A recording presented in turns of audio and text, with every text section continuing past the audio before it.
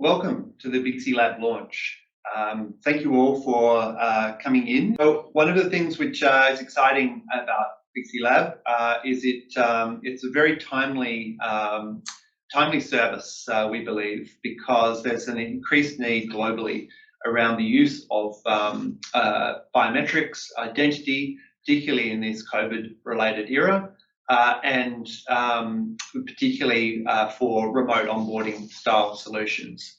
But the challenge for any of these systems is making sure that there's trust in the use, that they're appropriately risk managed, and that they've got the appropriate governance around the outside. And BixeLab is set up as the first laboratory in the Southern Hemisphere to have these particular set of accreditations, and we are well set up to be providing identity assurance style services and credentialing across a wide range of different applications and a wide range of different types of devices. So the journey to get to this point has been a long one. Biometrics, the sister organisation to BixeLab, has been around for over 20 years. And we've accomplished a lot of different biometric evaluations and testing over that time. And so we have a lot of experience across all of the different types of modalities in setting up a range of different testing to provide our clients with a good understanding of risks and also a good understanding of how their systems should be tuned. Recently, however, there's been a really encouraging push towards greater standardization in the industry. And so now there are a range of different accreditation programs, and we've started our journey last year to becoming a NIST NBLab accredited lab, which will provide a very solid foundation for providing certification for biometric and identity related systems. So BixeLab, the Bixie in BixeLab stands for Biometrics, Identity, Experience and Evaluation. And BixeLab is going to provide a range of different services, in fact does provide a range of different services across all the way from certification, assurance, through to assessment, both in a lab circumstance as well as operationally. And through the work that we have done previously, we have worked in a whole range of different use cases, including this digital identity, biometrics for mobiles, financial services, secure facilities, lots of work in border control and automated border control systems, and customer authentication. I'm really pleased to be able to introduce the very talented team that we have as part of BixeLab. My name's Ted Dunstone, and I've been involved with biometrics for over 25 years, both in a research capacity and in commercial capacity. So I'm very excited to be at this point in the industry where biometrics is really gaining a very strong foothold, and where the assurance services that we provide are in greater need than ever before. I introduce my laboratory manager, Stuart Pope, who will be taking you through the rest of the presentation and the demonstrations. Liam Bowden-Smith is the assistant laboratory manager. He is currently manning the Teams keyboard, so if you get a message from him, if you need something, you can message him. Melinda Bartlett is a very experienced subject matter expert in biometrics, who is our quality manager. Soumya Singh is our laboratory technician, and she will be also helping with. And we have Sandy Ma, who's also a laboratory technician. With that, I'm going to hand over to Stuart to take you through the rest of the presentation. Stuart. Thank you, Ted. Yeah, my name is Stuart. I'm the laboratory manager here at BixeLab, and I'm going to start today's presentation and today's demonstration talking about biometric system testing and what defines a biometric product in the sense of something that we can and are equipped to test through the laboratory. So Biometrics is unique in that there are a lot of different parts that make up the overall biometric system, and there is a need to test all of the different biometric products that exist within that context. So some examples of different things that we've tested and are equipped to test through the laboratory includes things like mobile apps. So we have a range of different devices that we can test biometrics and identity-based mobile apps with. There are consumer devices as well, which obviously falls into things like mobile phones as well. So talking about products like Face ID, Touch ID, etc. We have access control units, which are self-contained units that often contain, they'll contain an acquisition device, a matching algorithm, liveness, all bound within one device. We also have acquisition devices themselves, and these are important to test because the acquisition device in a lot of ways determines the quality of the biometric data we get, which is very important downstream for good matching outcomes. And then lastly, of course, we can also test just raw matching algorithms as well. That's another biometric product that exists within here. So the question I pose is around how can you test all of these different types of products in a way that is effective, useful, standardized, including to the relevant international standards, which I'll talk about in a moment, and also where required, performing testing that is then comparable, because there may be a need to compare the performance, the biometric matching performance or liveness performance of something that exists within a mobile app compared to something that is just an algorithm or perhaps it's an access control unit. So the next up, I'm going to talk about all of the different biometric standards that exist within biometrics, and that will influence the design, operation, management when you're building a biometric system to best practice, essentially. So the one you see at the top left is one that you might be most familiar with, which is the ISO 19795 Biometric Performance Testing and Reporting Standard. This international standard is very much focused on the accuracy and matching performance of a system, and to a lesser extent, some of the quality aspects as well. And it determines how you would run an evaluation and how you would report on the results of that evaluation. However, there's a lot more to a biometric system than just raw matching accuracy. So next up, we have down the bottom, which is the presentation attack detection or liveness related standards. This is a new and relatively new and developing area, and there is still some disagreement in the international community about the best way to standardize and to perform good, useful presentation attack detection testing. And for that reason, there are a number of different frameworks and standards around that. So there is the ISO 3107 standard, which you'll be most familiar with, which has a framework for performing testing and how to operate presentation attack detection technology. However, some of the other ones that exist are the BEAT framework out of the European Union for testing pad technology, NIST SOFA-B out of the US as well, which you may be familiar with. There's also the FIDO biometric requirements, which sets performance targets for matching accuracy as well as defining how different presentation attack detection tests must be performed. But there are also other ones that are still upcoming or still new. So some other ones to think about are the Android biometric security requirements, and there's also commercial frameworks that may exist within other laboratories, or they exist within specific industries, such as defining financial requirements or other digital identity schemes that might differ a little bit from some of the other standards or frameworks you see there. So those are the two main ones that I'm going to talk about today, but it is worth considering and thinking about some of the other international standards that can influence the design and operation of a biometric system. So other ones are ISO 19794 and 39794. These are data format standards. These define how biometric data should be formatted and stored, primarily with the goal of interoperability between systems. There's also quality-related standards, so 29197, 29794. I'll talk about the concept of biometric quality in a moment, as we feel it is extremely important to best practice in a biometric system. And depending on the type of system, there can be other things that are related here that can influence things. So I'll mention here ISO 29189, and that is an international standard around examiner-assisted biometric systems, where that's relevant. Not for all systems, but in a lot of cases it can be. So really having a well, an effective system is around, you've got to consider all these different types of standards and what's relevant, and performing testing and making sure your system is designed to meet these standards as much as possible.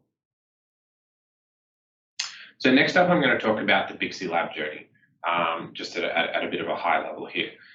So as Ted mentioned before, this starts with the NIST NVLAP, or National Voluntary Laboratory Accreditation Program, and that is the general requirements. So those are the general requirements for testing and calibration laboratories.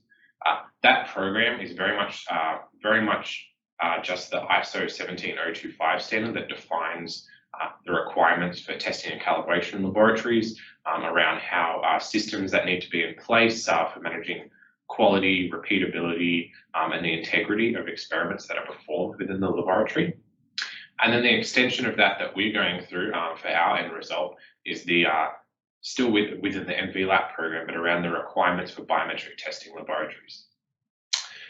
And that's some additional requirements on top of the general requirements. And the result is BixeLab as a current applicant for the NIST NVLAP accredited biometrics testing laboratory program, with a specific scope of accreditation that you can see under there. So thinking back to the standards on the previous slide, so we're talking about the ISO 19795 standard around testing and reporting of biometric systems, and we also have the ISO 30107 for presentation attack detection testing, and that forms the scope of our accreditation as a biometrics testing laboratory. So next up, I'm going to talk about how we test biometric systems, or a little bit of an insight about the things that we feel are important and the factors that we consider into our testing, and we'll walk through those in a bit of a demonstration in a moment. So thinking about the concept of presentation attack detection, that ties into the vulnerability and liveness related aspects of a biometric system. So you can see an image up there just with some of the artifacts that we have in our laboratory. So things like 3D models, half full face masks, photographs, videos, more simple type artifacts, but that stretches across all modalities. So we also have things like fake fingers, ocular prosthetics for testing iris systems, as well as the ability to collect recordings and things like that we can use to attempt to spoof voice-based systems. So before I talk about the second part, I'll just show some of the items that I have next to me just today. So here we have, this is a 3D printed head that we've collected of my face. We have some fake fingers or fingerprints here. These with various molds, various substrates to create those. And then, like I mentioned before, we also have, from some recent iris testing, we have some ocular prosthetics as well. And then I'll talk through some other things in a moment, but a lot of this is also about controlling quality conditions as well.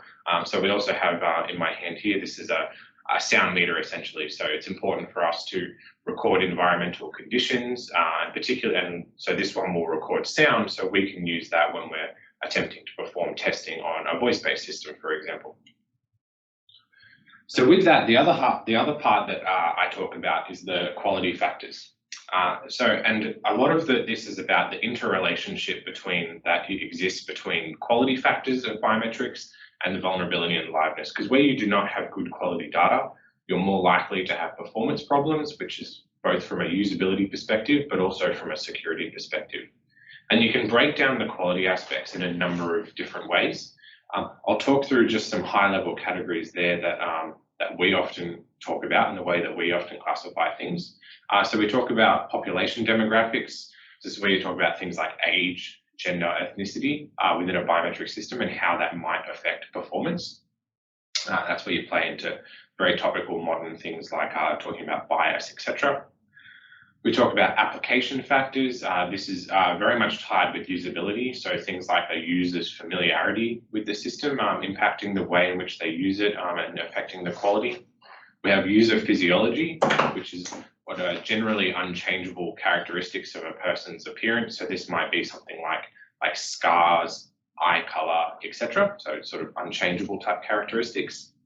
We have user behavior. So this is around the way that the user is behaving with the acquisition device. So it could be providing, an adverse pose, looking to the side, a non-neutral expression. For a voice type system, it might be, the way that someone is pronouncing something, etc. We also have user appearance. So this is generally changeable characteristics of a way a person is appearing. So that can be things like glasses, face masks, very topical, hats, and things like that can be changed. We have environmental influences. So this is things like backgrounds, could be lighting, shadows, etc.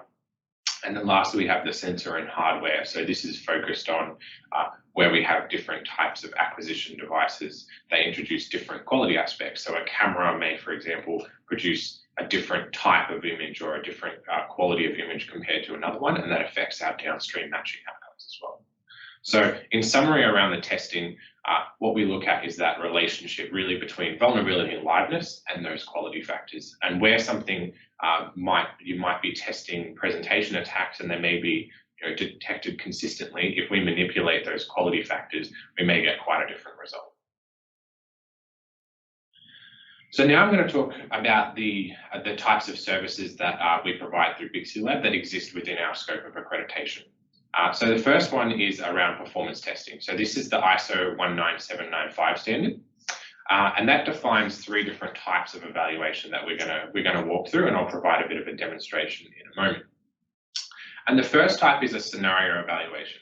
A scenario evaluation is an in-depth assessment of performance, and it's the type of assessment that you would associate with using a test crew and live test subjects to test use cases within the biometric system using both controlled and real-world scenarios.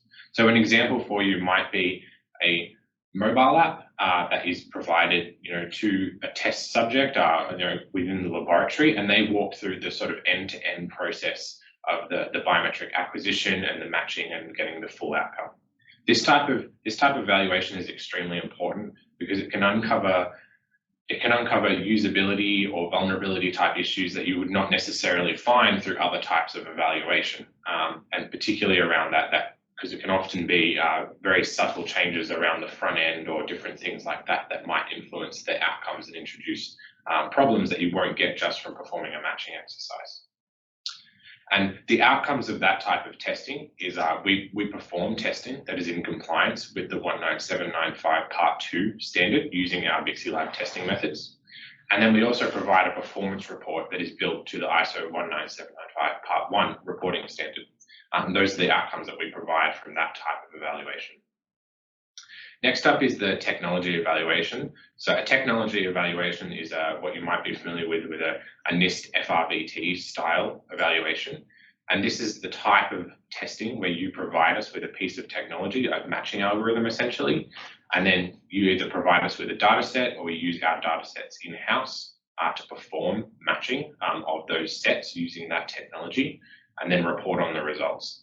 This type of evaluation is very much focused on providing high degrees of confidence in the raw matching performance of a solution, a bit different to a scenario evaluation in that regard, with that higher confidence on the accuracy, but not necessarily honing in on some of those really specific vulnerability or potential usability problems.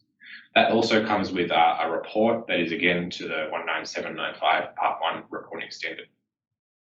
The last type of performance testing is an operational evaluation. This is the type of testing or evaluation where you provide us with data outputs from your production system, and we can assess, analyze that data to identify and resolve performance problems. So that might be focusing on particular quality issues, particular vulnerability issues, etc., or looking at different devices or whatever exists within there. And that's testing that's in compliance with another part of the 19795 standard, and that also comes with a report to the 19795 reporting standard. So with that said, I'm going to walk through a little bit of a demonstration around a scenario type evaluation or elements of it. And the objective here is to perform a data collection process where we're collecting some controlled data that we can then perform some matching and then very quickly generate some outputs. So what you should be seeing on your screen now is my laboratory technician, Sonia, who's over there in a little setup that we have with a booth to collect some data, essentially.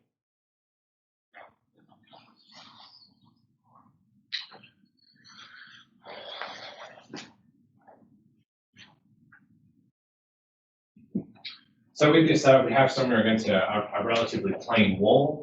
She's lit up with some photography lighting, and we're going to acquire some. We're going to start with a bit of a control type experiment or a control collection, and then we're going to look at manipulating some of those quality factors like I spoke about before. So with that said, so one of the things in this particular case, we're interested in lighting. So I have with me our light meter. And we're going to have a quick measurement here just to see where that's sitting.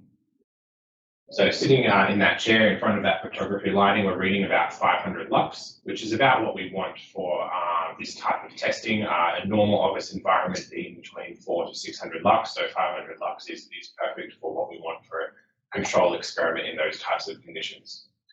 So we're going to start with, she's going to just look directly at the camera, providing a neutral expression, and we're going to capture a bit of a control type image to start our collection process. Okay, now we're going to have a look at changing some of those conditions. So if we think back to the quality factors, we're going to look at the user behavior. So we're going to provide pose in this particular circumstance. So we have a marker up to the left at about -15 degrees, and she's going to have a look up there, and we're going to capture another image.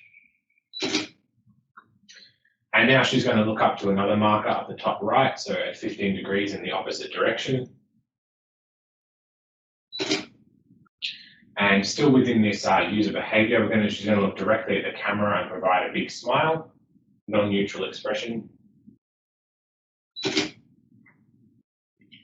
And then now we're going to have a look at a different one. So we're going to have a look at the environmental influences. So still with this light meter in my hand, we're going to turn the lighting that we have off and take a new reading. So that's now reading around 250 lux. So that's sort of below average for an office environment. So we're deliberately modifying those quality factors to see the impact that it's going to have on the results after this data collection when we then go and match the images. Okay, now we're going to return back to the presentation and have a look at what we're going to do with that data.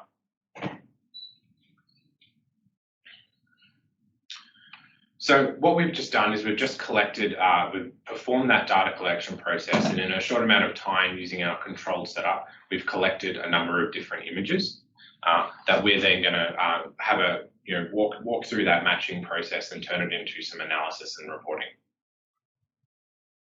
So what you should be seeing now is we've performed some matching with a set of images that we've acquired in the same type of setup before, with some additional imagery in there, and we're looking at the highest scoring non-matches or imposters essentially. So as we sift through these results, where we've collected these and we've been able to tag and flag these images appropriately with those different quality conditions, such as 500 lux versus 250 lux, we can look at the different metadata around that imagery and then see how that's performing with our non-matches or our imposters. So one particular one of interest that stands out to me in this list is you can see row number 4 has an image of me with a changed user behavior, a pose off to the side, and you can see that that's matched or is within our higher scoring non-matches against an image which has a very similar pose. And as we sift through these different results, we might find similar trends of dark images matching against other dark images, or like that one, different poses matching against other poses, and these can present different vulnerabilities that exist within the system. And then the extension of that, again, furthering this with our Performix matching and reporting tool, we can turn this sort of data very quickly into different visualizations. So you can see on your screen now a score histogram, and we can use that to plot out how they're performing. We can look at those again with different quality conditions and see how these visualizations and how these statistics change as we look through the different conditions that we've captured in our laboratory and our facility. And then the extension of that is then turning those visualizations and those statistics into reporting. So this is, in the particular one you see on your screen here, is automated reporting capability. And this is taking that matching data that we've acquired, generating those visualizations and statistics, and turning that automatically into an ISO 19795 compliant report. So walking through that process, you can see how with our facilities and our equipment and what we provide, we can very quickly have a nice controlled data collection process, as well as adding in real world imagery. We can then match that. We can then explore that data, producing visualizations and statistics, and then turn that into an ISO 19795 compliant report in a very quick time frame. So having spoken about performance testing, the next part we're going to talk about is presentation attack detection testing, and this forms the other half of our scope of accreditation, essentially. The first thing to talk about here is around the BixeLab Expert Presentation Attack Detection Testing. This is a service that we have provided as BixeLab and as Biometrics for a number of years, and this is customized expert testing to meet specific requirements and provide high assurance in the performance of technology. This is testing that's based on our best practice and our experience in doing these types of evaluations, and it is certified testing that uses artifacts from sort of level 1, which is very simple artifacts, through to level 3, which is very complex artifacts. And again, that stretches across all modalities through face, finger, iris, and voice. The outcome of that type of testing is a compliance report against the BixeLab criteria. So the objective with this type of testing is testing that meets specific requirements where you need to have high assurance that the technology is performing effectively, or for the purposes of tuning that technology as well. So with that said, that is the BixeLab Expert Presentation Attack Detection Testing, but the next part is also around this level-based testing as defined by the 3107 standard within our scope of accreditation. So we can provide testing, again, across all modalities at level 1 and at level 2. And in doing that, we perform testing that is in compliance with ISO 3107 Part 3. And that is, again, certified testing that uses a selection of artifacts at the given level. The outcomes of that are a conformity assessment report against our BixeLab criteria, and also a NIST compliant test report. So next up, I'm going to talk about EIDV solutions and EIDV solution testing. This is an offering that is unique to BixeLab. We provide testing and evaluation services for EIDV solutions. For those that are not familiar, because they can go by a number of names, an EIDV solution is a type of solution that is becoming increasingly common, and it's generally based on a process where you take a photograph or some kind of scan of a document. You take a selfie image on your a user's mobile device, and then you sort of perform a match between those two and attempt to determine whether or not that document is legitimate, and matching it against various sources. So you may know them as other things like remote onboarding, digital onboarding, know your customer, AML, identity as a service. They come with a number of different names. This technology or these types of solutions are quite new, and they bring together a range of different technologies that I'll talk about in a moment to perform a complete identity verification solution. With that said, there's lots of different pieces of developing technology come together. It's extremely important that these are tested quite thoroughly, because there's a lot of different solutions in this industry that are doing things in a lot of different ways that are not necessarily best practice and will not necessarily provide the performance that you might be seeking. So with that said, we've performed this type of testing for a number of years, in particular for financial institutions who are acquiring these types of solutions. And we perform that testing in a number of different ways, and we look at testing some different areas of the technology. So I'll talk about that here. So one of the important things that we feel is important is testing these with multiple devices and platforms. So these sometimes are available on web platforms, but generally mobile focused. But it's important to test different devices, because the quality that you get out of the latest iPhone camera is quite different to what you might be getting in a 5-year-old Android phone, for example. And again, thinking back to before, that's a quality factor, the sensor and hardware, and that affects our vulnerability as well. The next part of this process is around the document, which is a big part of these types of solutions and a big part of the scope when we test this type of product. And that is the ability of the solution to do a few things. One is to verify the document, or at least identify the correct type of document. So knowing that this is an Australian passport or a New South Wales driver's license, or etc. Particularly, when we look at the US, and there are a range of different states that all have different driver's licenses. The next part of that is around the ability of these solutions to determine whether or not a document is authentic, altered, or false, based on that, particularly where it's based only on a photograph. There's the performance of optical character recognition, so reading of names, dates of birth, etc. from a document is important, because this really affects usability in a lot of ways, because it means the customer in this type of situation may or may not need to correct errors of the OCR, and it also might mean for the banks on the banking side of things where corrections need to be done on that side. This type of evaluation also includes some of the other things we spoke around before. So testing biometric matching and accuracy using various demographics is extremely important. Testing these types of solutions using varied quality conditions and environments. I'll talk about that again in a moment. And then lastly, of course, also testing the presentation attack detection technology as well. So you can see how we form this complete evaluation that contained within that evaluation is an ISO 19795 scenario evaluation. It is an ISO 30107 PAD evaluation, but also stretches out to include those document components and assessing the performance and accuracy of optical character recognition. So I walked through what an EIDL solution is and how we test it. So I have my assistant laboratory manager, Liam, who's going to come up here and provide, as a test subject to engage in some testing of a demonstration EIDL app that we have installed. So in his hand, he has an Android test device that we're going to use for this particular sort of experiment or test case. So he's loading that up now. So the first part in any of these types of solutions is to capture a photograph of the document. So he has there in his hand a passport type document. This is one that is based on real details, based on real passport details. However, it is altered in that it has my photograph substituted over the top of the existing photograph on that document.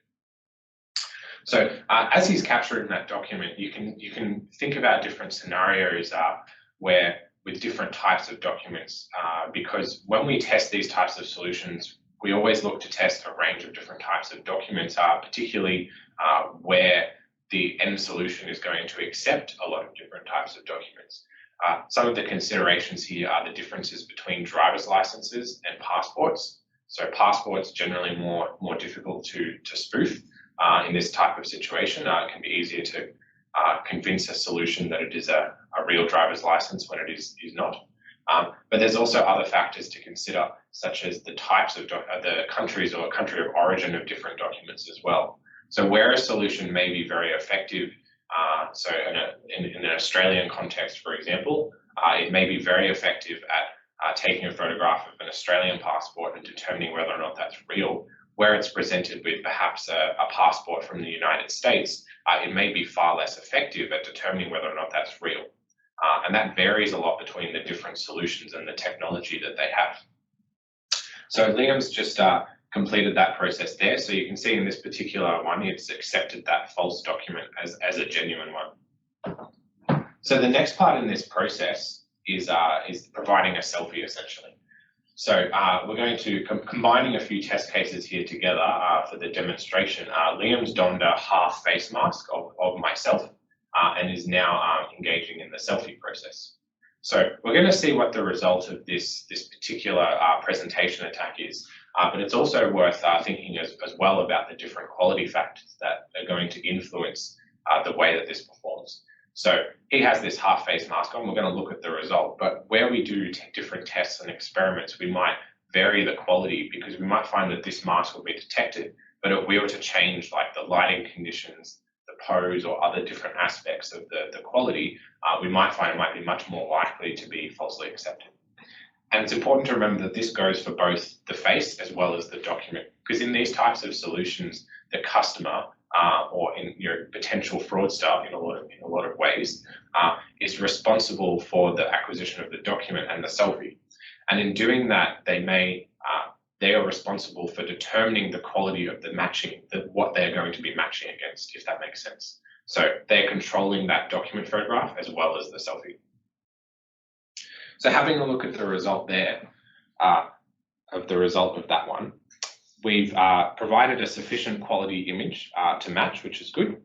We've also defeated the liveness in that we've received a liveness score, which is above the current threshold. We have a decent match score there.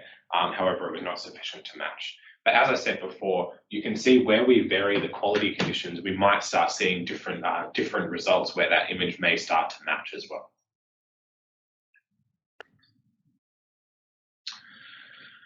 So moving on from EIDV, I'm going to talk about some of our other services that we provide through BixeLab. So we're looking at analysis services. So we provide ad hoc periodic analysis of biometric data or data sets that you provide to us. That could be raw biometric data. It could also be matching results.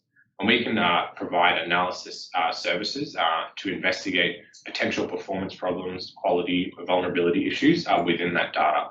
It could be bias, it could be impacts of different quality aspects. And the outcomes of that, we can provide a report and recommendations that improve usability, increase security, and reduce the risk.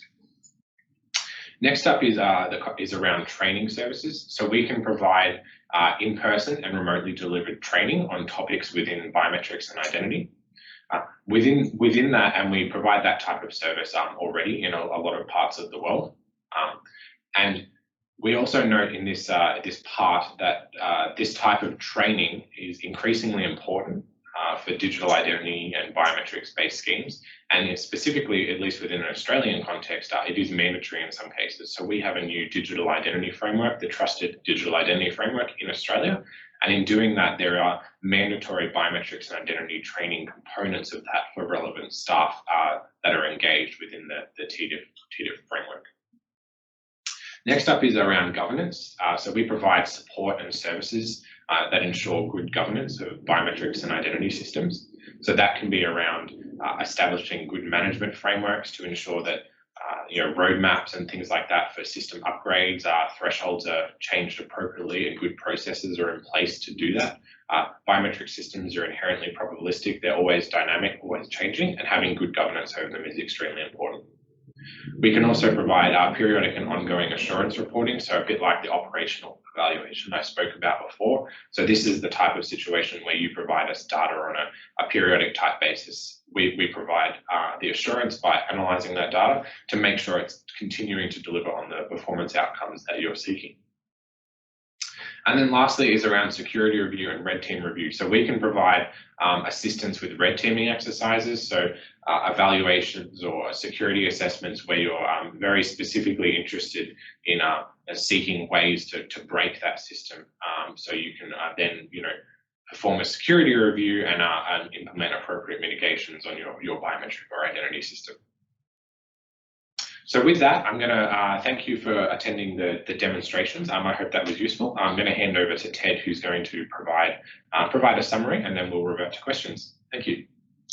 Thanks, Stuart. I hope that was interesting and informative for everybody. I certainly appreciate that you've been able to attend this session. We, as I mentioned at the start, will be producing a video as a result of this and sending you out a copy of that. If you have any further questions after this session or would like to reach out, you can send an email either to the contact details that are provided as part of the pack, or you can send it to info@bixelab.com. The other thing to mention is we have a LinkedIn site for BixeLab. We'll be posting regular relevant updates to that. So please feel free to follow us on LinkedIn as well. We'll be looking forward to engaging with all of you to help make sure that we have risk accredited and best practice solutions deployed around the world. So thank you very much, and I'll look forward to maybe being in touch with many of you once travel restrictions are a little bit more eased.